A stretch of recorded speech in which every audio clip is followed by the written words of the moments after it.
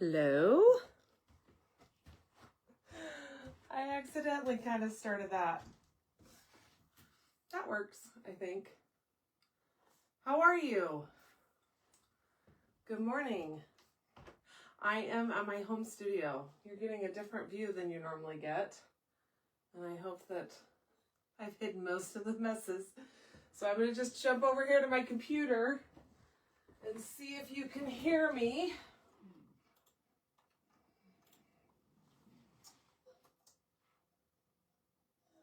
I accidentally kind of started that. Over here to my computer and see if you can hear me. Okay, I think you can.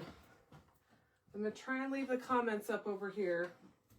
I want to really show you something today. So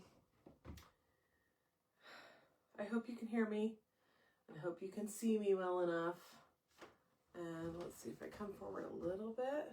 Yeah, I think that will work.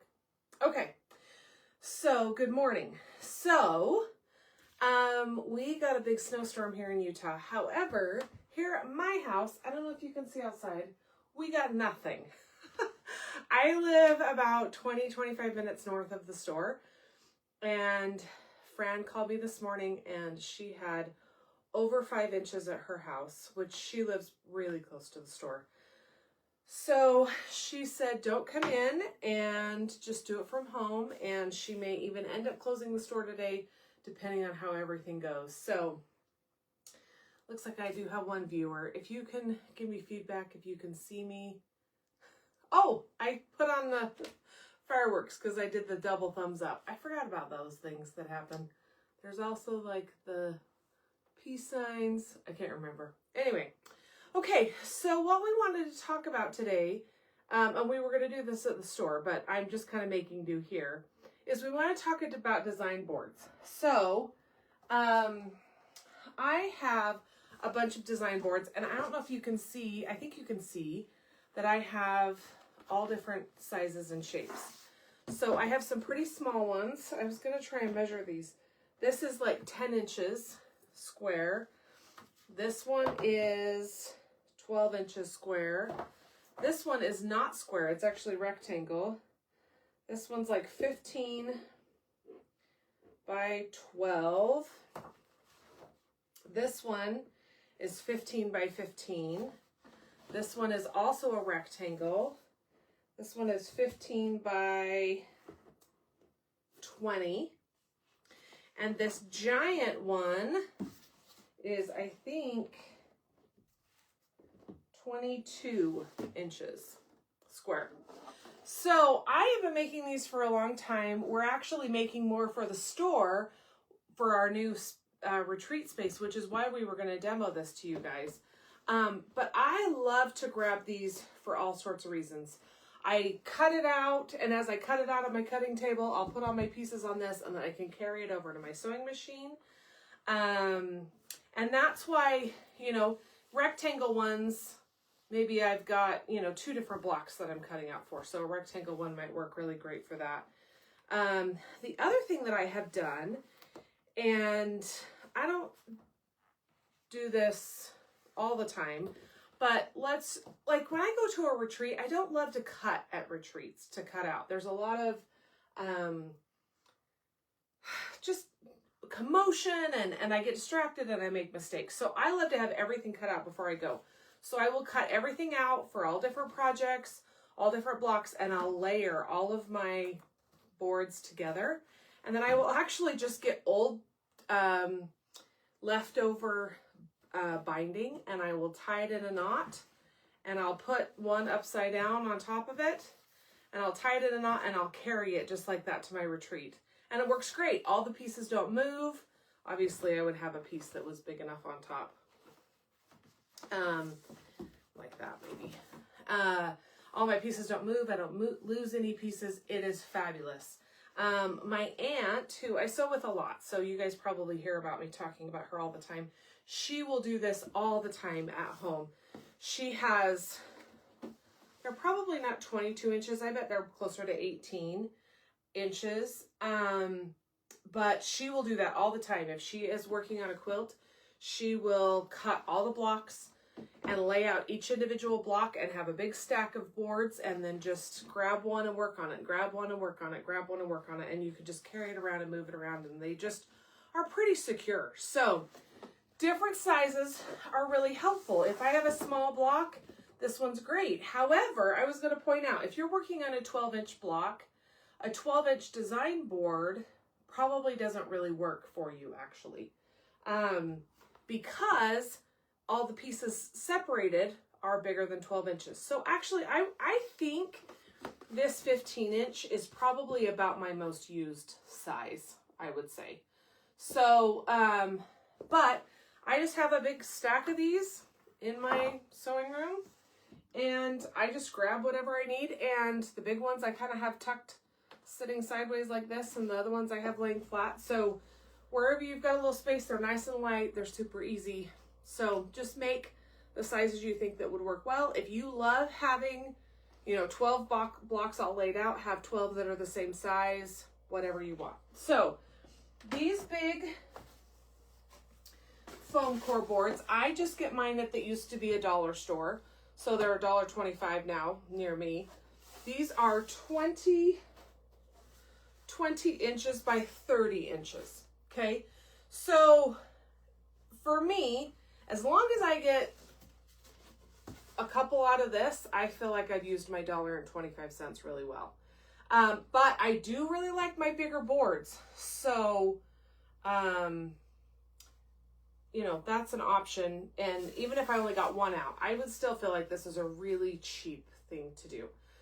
So, a couple years ago on vacation, my mom and I made a bunch of these, and it was a really fun thing to do on vacation because we drove, so we had our cars, but we didn't need that many supplies, and we got to do it together, and it was really, really fun. So, that's another fun thing to do, is get together with a friend and do these. But you can cut this however you want. I do know, different stores have different sizes of these. You can even get black ones if you want. And I think the bigger ones that I have, I think those actually came from a presentation board. I can't get them at my dollar store, but I can get them at, a big box store like Walmart or something.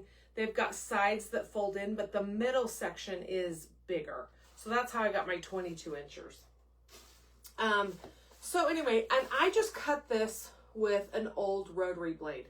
So I have a rotary cutter in my sewing room, and it's labeled paper, and all my old blades I just use in this. So after they don't work for fabric anymore, they work great for this. So I just cut a piece this morning that's 15 by 15.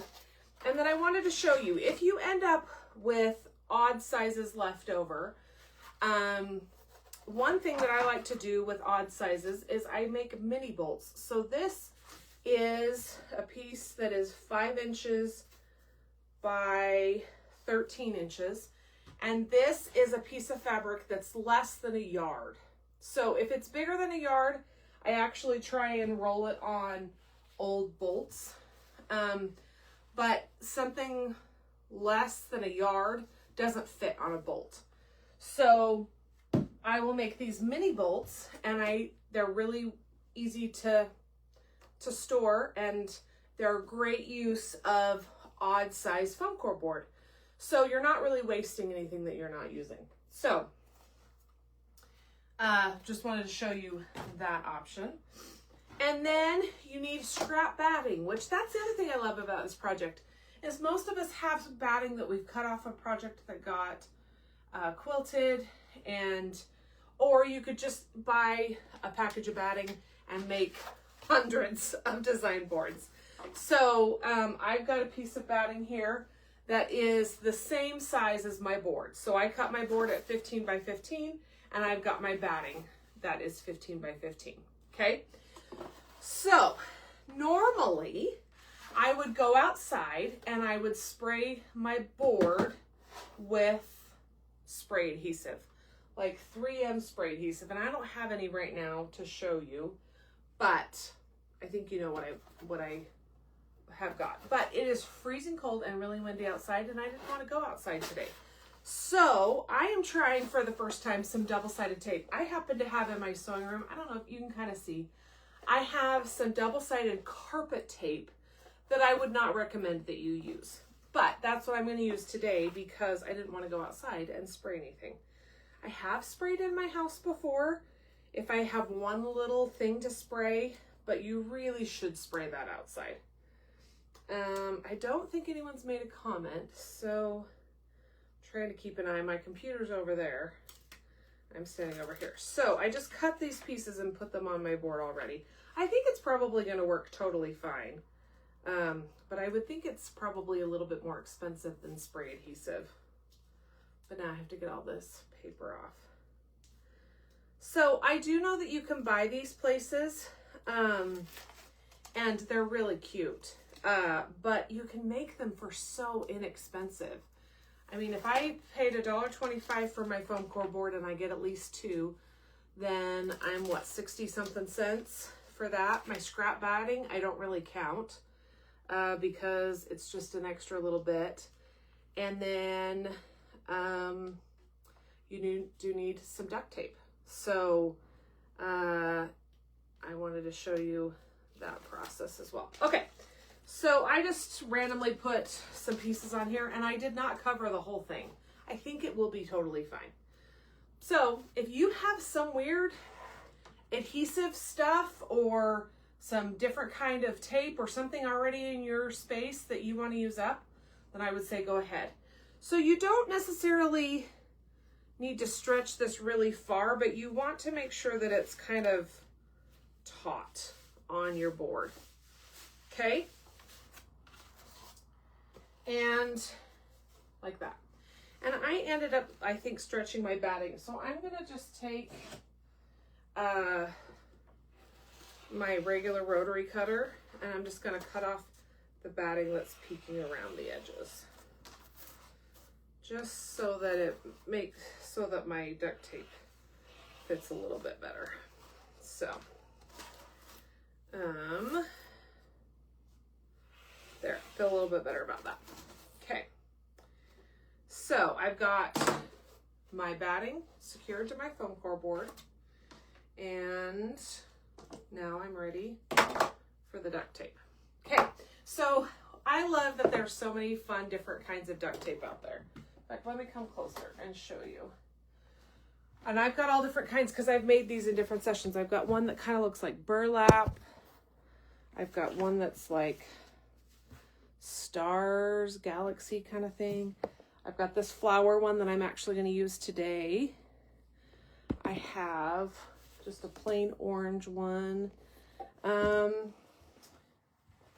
I have another one that I can't show you because I'm actually using it to prop up my camera. I've got this really cute chevron one. The one that I'm using to prop up my camera is Buffalo Check. And, oh, I will say this. The very first ones that I made, I used fabric on the edges. And I hot glued it and I burned the dickens out of my fingers.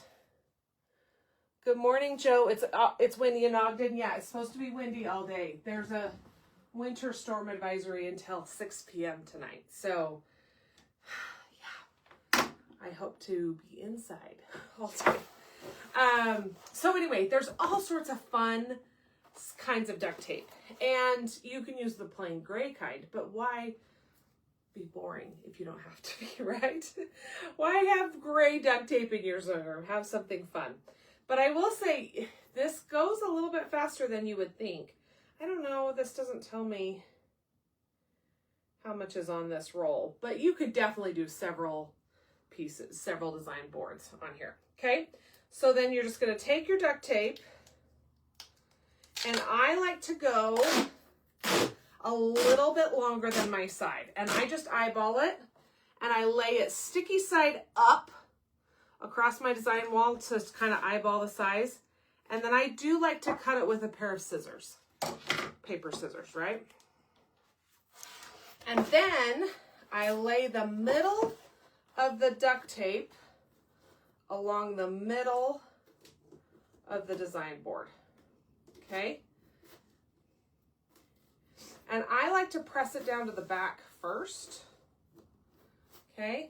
And then, before I press down the front, I'm going to fold in my sides and kind of get the sides all tucked in. So now I've got the back all pressed down, I've got the sides folded in, and then I can just fold down the other side. Okay, and mine is a little bit puffy because I don't have adhesive everywhere. Okay, so, and those sides look kind of goofy, but they're all going to be covered up until your very last one. Your very last one needs to be your best one. So then I'm just going to repeat that process, okay? Lay it sticky side up just to measure, then give it a snip, and lay the middle of my tape across the design board. Stick it down to the back first, and you may very well find that you have a different method you prefer. I am not saying that my method is the only method, but you guys can just play around with it. I've just made a lot of them, and this is kind of what has worked the best for me. But if you want to cut your corners really, really pretty, see those corners aren't staying down very well. So maybe I didn't go over the edges very far. Maybe that's my problem. I might just stick another little piece of duct tape on those corners and stick them down a little bit. I bet no one will ever know. I think that looks just fine. Okay, so on this next one, I'm going to try and cut my edges a little bit tighter. Not very much overlap. It's been a while since I've made these. Okay. So, and I will say the ones with fabric are really pretty. But to me, it was so much more finicky, and it took way longer to make the fabric ones. I also will tell you, I do know of an acquaintance of mine who makes beautiful design boards. Whoa. And she, yeah, I think that works better. Don't cut much extra on that. Okay. Yeah, try and just kind of eyeball it. You definitely want it as long as your side, but not extra. So she actually puts binding or strips around the edges and actually sews it. She has a Juki machine that is very industrial, and she will just sew through the foam board and the binding strips and everything. So you guys can play around with it and work and find something that works really well for you. So I'm going to try and cut this pretty darn close to my actual size.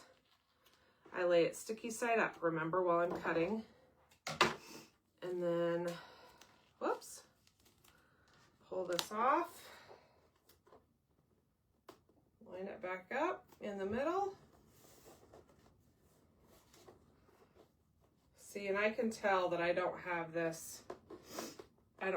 the batting all the way adhere to my board because I just used some pieces of tape. I didn't do the whole adhesive. So I think the spray adhesive is going to be your very best bet. But in a pinch, this worked great.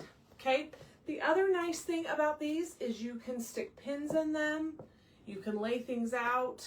They really are very, very nice. Now we use these at the store when we're teaching as display boards.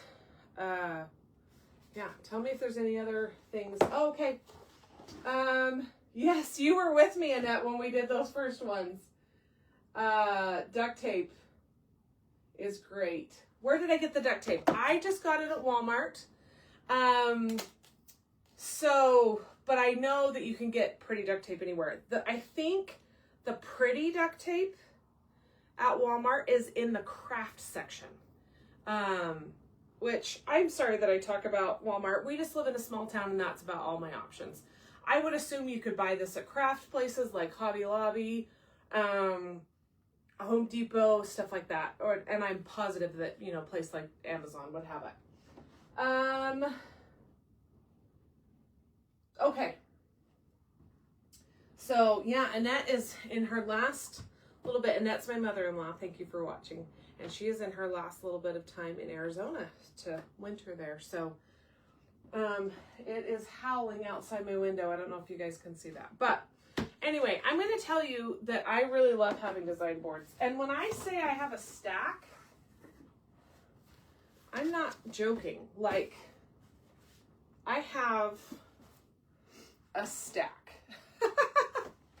And I have a couple that are not included in this. So, and it's crazy because sometimes I'll need one that's just this right size and it's just nuts. So anyway, that is our little demo for you today. I hope that maybe you guys will make some of your own. They're so easy. They're so quick. And they really are fun to do in a group. So if you have a guild or you're going to a retreat, or I think they also make fabulous gifts.